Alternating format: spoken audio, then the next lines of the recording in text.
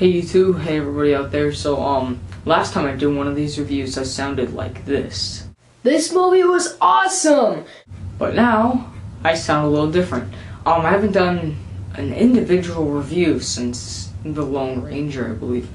But yeah, so today I'm going to give you my top 10 favorite films of 2013. Keep in mind, I didn't see every single movie of 2013, so if you're looking for certain ones, thinking, why didn't he have that on his top 10? Now you know why.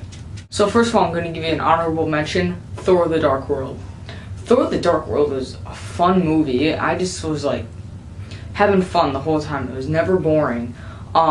So yeah, I really liked the movie. It's my second favorite superhero movie of the year. Some complaints are that Malekith wasn't that good of a villain. Yeah, he wasn't. But his sidekick was cool. And then Kat Dennings' character, what's her name? Well, I don't care. Whatever. She was not... I mean, she was funny. But a lot of the Earth stuff relating to Natalie Portman and stuff, it just wasn't interesting.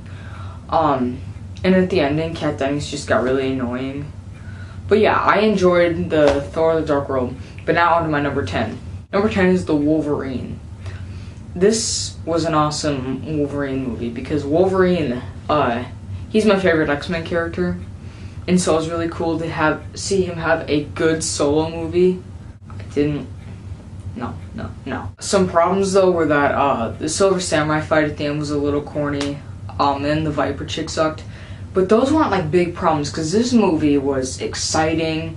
It was thrilling. It was different. And I really enjoyed it. It was just a really cool movie. The best superhero movie of 2013. Number 9 is Catching Fire. Catching Fire is a good blockbuster. It's also a good sequel, and just a good movie in general. It's got the qualities that make a good film, like a good piece of cinema. I mean, the casting, the acting is just phenomenal. Jennifer Lawrence is hot, and she's a great actress. And even Josh Hutcherson did better this time, but Woody Harrelson's good as always. And it's just a really exciting movie. It's a very dramatic movie. Thor's brother's in it, Liam Hemsworth. I'd mention that, I guess it doesn't matter. But yeah, it's definitely a step up from the first Hunger Games because it was just more well-directed and overall just a better movie. Number 8 is The Hobbit: The Desolation of Smaug, another sequel that improved over the original. It was more action-packed. It was just more intriguing, a more intriguing story this time. I have the feeling that this Hobbit movie is going to be like The Empire Strikes Back of the series. Same with Catching Fire. I feel about that. Because just this movie, Hobbit, was just action-packed, and just it was everything I wanted the first Hobbit to be, basically. I love the first Hobbit. I have it on Blu-ray. But this movie just stepped up its game, had some great characters. We got to know the elves, or some of the dwarves, not elves, dwarves a little more. Legolas showed up. We have this hot chick playing an elf.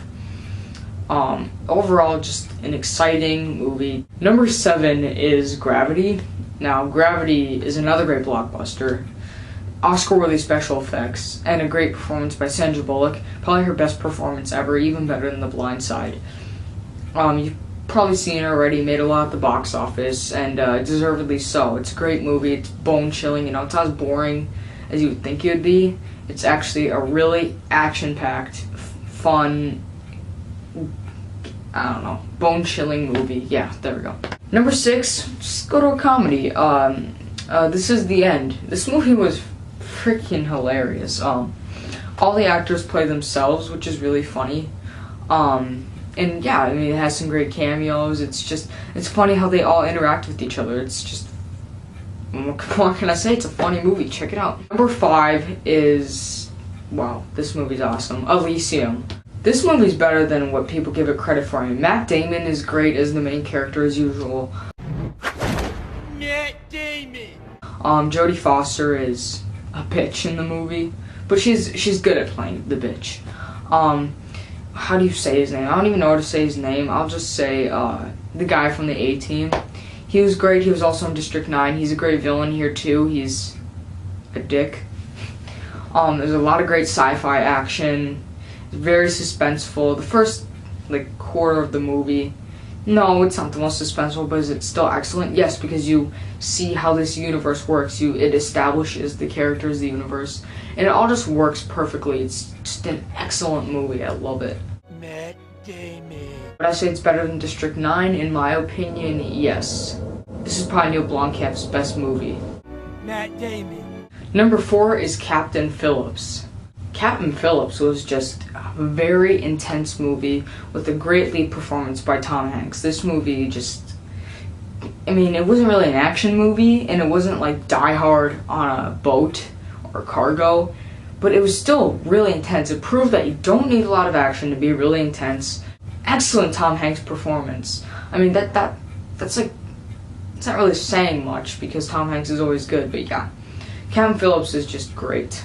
Number 3, this is a very underrated movie in my opinion. Ron Howard's Rush is just a great story. It's another true story, and it's better than Captain Phillips in my opinion because the drag racing in this movie is stylish and cool and entertaining to watch, but the chemistry between Chris Hemsworth and Daniel Leone, who is basically James Hunt and Niki Lauda, it's just great to watch. Almost every minute of this movie is great to watch. It's got this cool dynamic, rivalry, tension, but friendship thing building up through it, and I really liked it because it was just nice to see something like that. Like, oh, I hate you, I'm gonna beat you in the race, and that's like the climax where they race each other.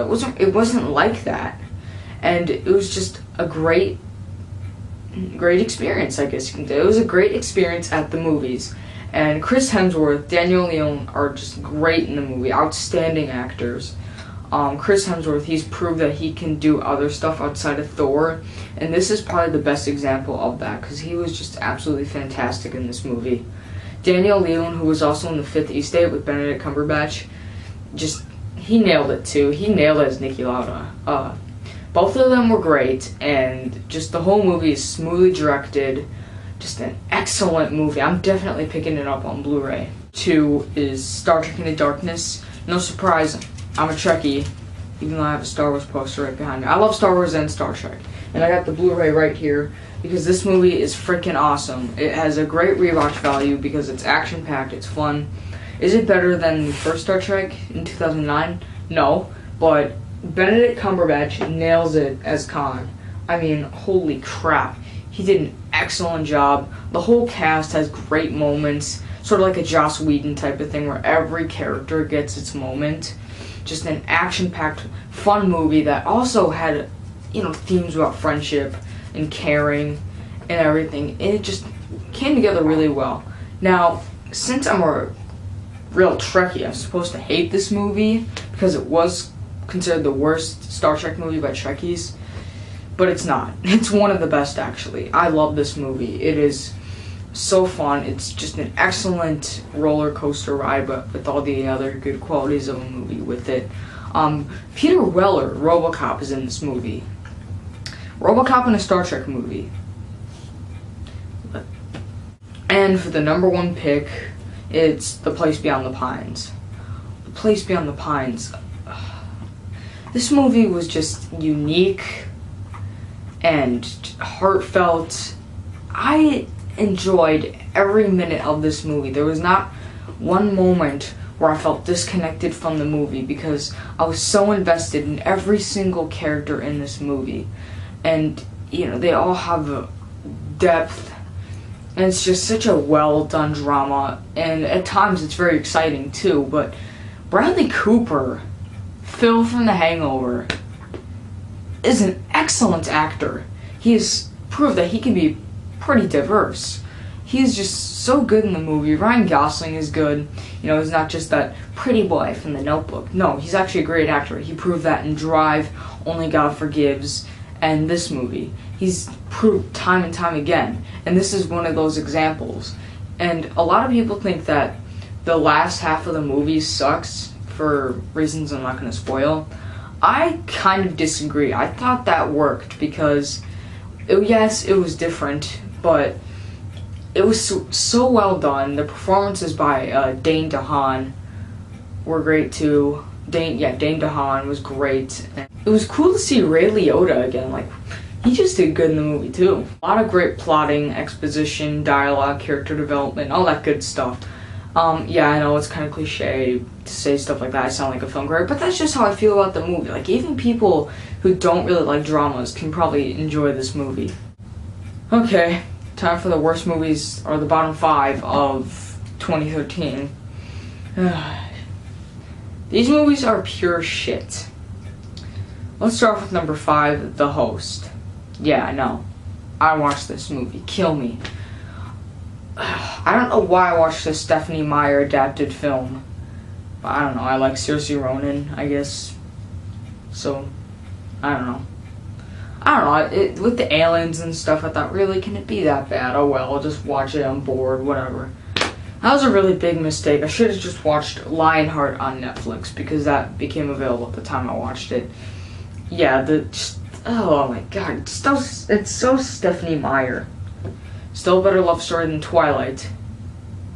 Sorry, that was really cliche. Number 4 has got to be The Hangover Part 3 because I love the original and this kind of just took a crap on the first two because even the second one was pretty good. It was kind of like a Die Hard 2 type of thing. But this movie, oh my god, it's not even funny. It's not funny at all. It's trying to be like this action movie, this dark comedy. It just doesn't work. Chow is so annoying in this movie. He sucks. Zach Galifianakis' character is just not the way he was in the first movie. Bradley Cooper, you can tell he doesn't even want to be in the movie. And Ed Helms, I mean, none of them look like they want to be there, really. Just, it's not a good movie. And it's not really great to say because I thought it'd be kind of cool if it was different. But no, it's not. It just sucks. Number 3 is the biggest disappointment of 2013 to me. A Good Day to Die Hard. I have all the Die Hards on Blu-ray. I love all of them. Yes, even Live Free or Die Hard, I like that movie. I love that movie. This movie, there is so much wrong with it. The script is terrible by Skip Woods. That guy sucks at writing. I mean, he's like this gun. He works in the gun department for something. I think it's the military. I don't know. I looked him up. He should just stick to that instead of writing scripts because he's just not good at it. The direction by John Moore. Whose idea was it to make him the director? They couldn't bring back John McTiernan or even Rennie Harlan or get Len Wiseman to come back. I mean, come on, what the hell? This movie sucked.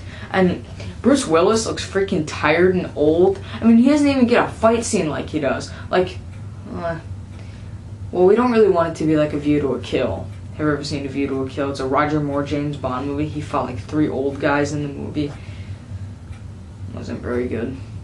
But I mean, come on, he got his son in the movie, who was cool when he wasn't whining. I mean, he could have had a fight scene. The villains are freaking terrible. The action scenes are so badly filmed. It's like someone holding the camera has freaking epilepsy or something. He replaces all the stunts with special effects. Freaking retarded. They look like shit. Number 2 is A Haunted House. Okay, I personally don't think White Chicks is that bad of a movie. I think it has some funny parts. But this movie is freaking retarded as hell. The most cliched horror movie parody I've ever seen. I didn't even see Scary Movie 5. This movie just wasn't funny. And guess what? They're making a sequel. You know what? They're not getting my money for it. This movie just sucked ass. It wasn't funny at all. Probably the worst the worst Wayans Brothers movie ever. And number 1 is Movie 43. I watched this on Netflix thinking, hey, this could be kind of funny. I don't know, despite the reviews. It may not be that bad. I was very, very wrong because this movie sucks major freaking balls. This movie is just retarded as hell. There's no plot that really can make you intrigued. It's just a bunch of skits thrown together. It's like a bigger budgeted movie version of Mad TV, which is 100 times better. I mean, they got such a great cast. This is one of the most impressive casts I've ever seen in a movie. And they wasted on some of the most unfunny skits and some of the most disgusting skits I've ever seen in my life. This movie should never be watched. All these skits should just be thrown away. This is just a terrible, terrible movie. And it pains me to say that, considering I was thinking, how bad could it be? Well, no. It's pure dog shit. I know my language is a little bad in here, but hey, I'm almost 15, forgive me. Yeah, movie 43, Good Day to Die Hard, Haunted House, The Host, and Hangover Part 3 are pure crap, but The Wolverine, Catching Fire, Gravity, The Hobbit, Desolation is Smelled, This Is the End, Elysium, Captain Phillips, Rush, Star Trek Into Darkness, and The Place Beyond the Pines are fantastic movies, and my favorite video game of 2013 is Grand Theft Auto 5. But yeah, Grand Theft Auto 5 is a freaking awesome game. I don't care what you say because I love it. So hopefully you like this ranting video slash likable feeling. I don't even know what to call it. Yeah, hope you enjoyed my top 10 best movies of 2013 and bottom 5. Thank you. Please subscribe.